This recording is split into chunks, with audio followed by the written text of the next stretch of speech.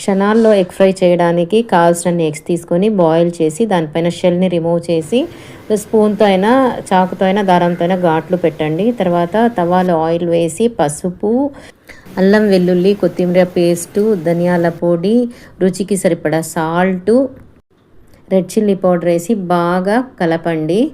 అంటే కొంచెం పేస్ట్ వచ్చి అంతవరకు. ఇంకా నూనె కావాలంటే ఇంకా కొంచెం వేయండి మీకు అవసరాన్ని బట్టి, లేకపోతే కొంచెం వాటర్ పోసుకోండి. సో ఈ ఫ్రై పప్పన్నంలో అయినా రసమన్నంలో అయినా నంచుకోవడానికి బాగుంటుంది, లేకపోతే ఫ్రైడ్ రైస్లో కూడా బాగుంటుందండి. సో డైరెక్ట్ వైట్ రైస్లో కలుపుకొని తిన్నా కూడా బాగుంటుందండి.